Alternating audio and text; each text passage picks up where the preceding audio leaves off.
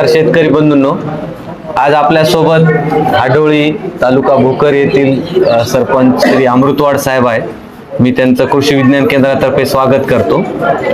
तर आपण आपला थोडक्यात परिचय करून द्यावा आणि शेतीमध्ये काय काय तुम्ही घेता त्याच्याबद्दल थोडक्यात माहिती तुम्ही आपल्या शेतकऱ्यांना सांगा. नमस्कार, मी माधवराव गंगाधररावजी अमृतवाड, हाडोळी या गावचा प्रथम नागरिक असून सरपंच असून माझ्या कुटुंबाचा पूर्वीपासूनच 99% आम्ही शेती करतो. नोकर वर्ग कोणी नाही आमच्या इथे, शासकीय कर्मचारी नाही. आमचा जे व्यवसाय आहे हा मुख्य व्यवसाय शेती आहे आणि 12 महिने काही आमच्याकडे रबी नाही, पण एक आम्ही हिवाळी बागायत तेवढं आम्ही वेगवेगळ्या पद्धतीनं ठिबकवर सगळं 14 एकर, माझ्याकडं 14 एकर जमीन आहे. आम्ही सगळं कुटुंब एकत्र राहतो, आम्ही बाबामध्ये राहतो आणि आमचे जे कुटुंब आहे ते शेतीवर अवलंबून असल्यामुळं आमच्याकडं मुख्य पीक म्हणून आम्ही कापूस आणि सोयाबीन, त्यानंतर आम्ही हळद आणि हळदीमध्ये आम्ही तूर अशी लागवड करतो. आता तुम्ही कुटुंब प्रमुख तर आहातच, पण या गावचे सुद्धा प्रमुख आहात.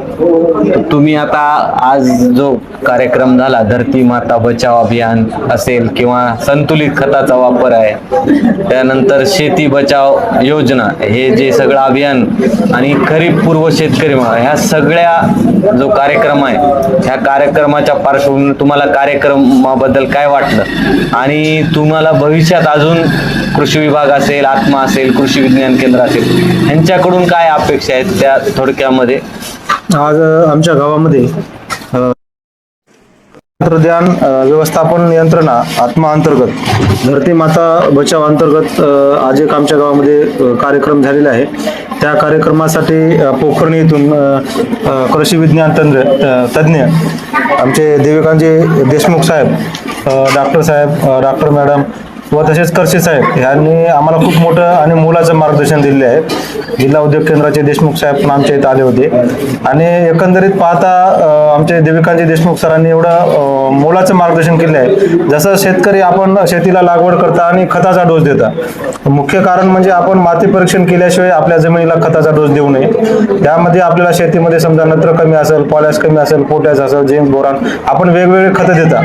कोणत्या टाइमला कोणते खतं द्यावे आणि जर आपण माती परीक्षण केलं असेल तर आपल्या जमिनीमध्ये पोटॅश असेल तर आपण पोटॅशचा वापर कमी करावा आणि खताची पद्धत जी त्यांनी सांगितलेली आहे ते खत जमिनीतून द्यावे.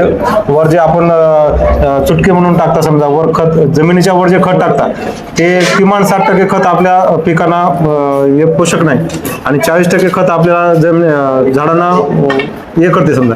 तर आमचं एक म्हणणं आहे की आजच्यासारखे जर कार्यक्रम तुम्ही छोटे छोटे कार्यक्रम म्हणा, एकंदरीत सर्व शेतकऱ्याला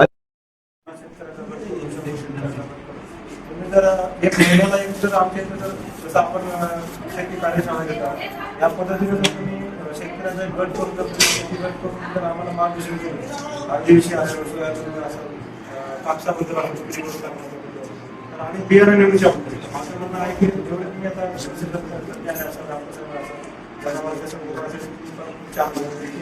माझं एक म्हणणं आहे की ही माहिती आम्हाला पेरणीच्या अगोदर माहिती द्यावी.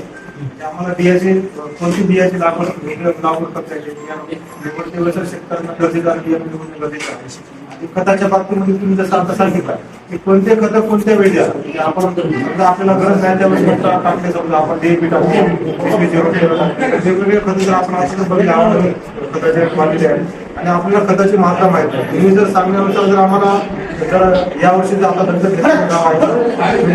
आम्हाला मार्गदर्शन करतात. आता माझं म्हणणं आहे की तुम्ही दर महिन्याला एक 50 माणसाचा व्हॉट्सअपचा ग्रुप करून त्या माणसाच्या माध्यमातून जसे ते 50 माणसाच्या सुद्धा तर त्यांना त्यांच्या लावून पुन्हा 100 माणसं होते, तुम्हाला आणि आम्हाला दोघांना पण सोयीस्कर होईल आणि गाव चांगल्या उत्पन्नाच्या बाबतीमध्ये भरपूर उत्पन्न होईल. आणि बियाण्याच्या बाबतीमध्ये तुम्ही जसं आता मार्केटमध्ये बघता त्या पद्धतीने जर तुम्ही बियाण्याची आम्हाला योग्य बियाण्याची जर लागवड करण्यासाठी जर माहिती दिली, त्यांनी ज्या अपेक्षा व्यक्त केल्या निश्चितच आम्ही या अपेक्षा पूर्ण करण्याचा 100% प्रयत्न. मी आमचे प्रमुख डॉक्टर देविका देशमुख सर यांच्या वतीने मी तुम्हाला आश्वस्त करतो की आपण लवकरच व्हॉट्सअप ग्रुप करूया, तुम्ही म्हणतातच, आणि ते 50च लोक व्यवस्थित प्रशिक्षित करूया, जेणेकरून बाकीच्या गावच्या लोकांना सुद्धा उत्साह येईल की हे लोक आणि त्यातल्या नवरा बायको दोघंही असे जोडीने आपण त्यांना ते प्रशिक्षण देऊया, जेणेकरून हळूहळू गावामध्ये उत्साह तयार होईल. आणि आर्थिकदृष्ट्या आजचा जो तुमचा कार्यक्रम झाला खूप छान झाला आणि सुंदर झाला. दुसरी एक गोष्ट सर, हळदीच्या माध्यमातून हळदीचं उत्पन्न आम्हाला यावर्षी भरघोस आलंय. गेल्या 3 वर्षापासून हळदीची लागवड जे शेतकरी आहेत आमच्याकडे आणि त्याचं लेणं 4 तर दरवर्षी आता त्या हळदीच्या याच्यामध्ये जर बघितलं आपण तर दरवर्षी उत्पन्नामध्ये वाढच आहे. या वर्षी पण आम्हाला हळदीमध्ये वाढ झाली. थोडं काय झालं म्हणजे उत्पन्नामध्ये कमी झालं. तर आमचं म्हणणं आहे की यावर्षी लेबरच्या कारणामुळं आम्हाला थोडंसं हळदीमध्ये प्रॉब्लेम आला. स्वतः वैयक्तिक शेतकऱ्यांना कुकरला जाऊन हळद शिजवलं. याच्याबद्दल काय तुमची प्रतिक्रिया असेल, समजा प्रक्रिया असेल काही तुमच्याकडे जिल्हा उद्योग केंद्राकडे समजा काही मशिनरी वगैरे असतील. आता देखील सर आणि मॅडम तर बोलत होते की बा तुमच्या इकडे काहीतरी करताय जे बिना शिजवणार ते हळदीचं पावडर करून जर समजा क्लीन करता आलं त्याला तर त्याच्याबद्दल जर प्रक्रिया करता आली तर आमच्या शेतकऱ्यांना पण चांगलं होईल. आणि ते योगा तुम्ही जर बोलल्या आणि तुमचं मार्गदर्शन झालं तर आम्हाला ते आमचं प्रोड्युसर कंपनी पण आहे.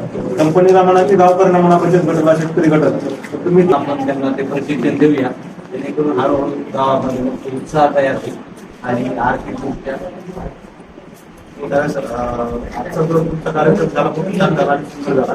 दुसरी एक गोष्ट सर, हळदीच्या माध्यमातून हळदीचं उत्पन्न आम्हाला यावर्षी भरघोस आलंय. गेल्या 3 वर्षापासून हळदीची लागवड जे शेतकरी आहेत आमच्याकडे आणि त्याचं लेणं 4 तर दरवर्षी आता त्या हळदीच्या याच्यामध्ये जर बघितलं आपण तर दरवर्षी उत्पन्नामध्ये वाढच आहे. या वर्षी पण आम्हाला हळदीमध्ये वाढ झाली.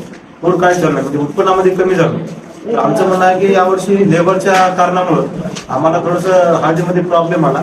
स्वतः वैयक्तिक शेतकऱ्यांना कुकरला जाऊन हळद शिजवलं. याच्याबद्दल काय तुमची प्रतिक्रिया असेल, समजा प्रक्रिया असेल काही तुमच्याकडे जिल्हा उद्योग केंद्राकडे समजा काही मशिनरी वगैरे असतील. आता देखील सर आणि मॅडम तर बोलत होते की बा तुमच्या इकडे काहीतरी करताय जे बिना शिजवणार ते हळदीचं पावडर करून जर समजा क्लीन करता आलं त्याला तर त्याच्याबद्दल जर प्रक्रिया करता आली तर आमच्या शेतकऱ्यांना पण चांगलं होईल. आणि ते योगा आता तुम्ही जर बोलल्या आणि तुमचं मार्गदर्शन झालं तर आम्हाला ते आमचं प्रोड्युसर कंपनी पण आहे. कंपनीला म्हणा की गावकऱ्यांना म्हणा बचत गटाला शेतकरी गटात तर तुम्ही दिलं तर ते खूप चांगलं होईल. आणि तुम्ही कार्यक्रम घेतात त्याबद्दल मी धन्यवाद. आम्ही तुमच्या अपेक्षा पूर्ण करू. धन्यवाद.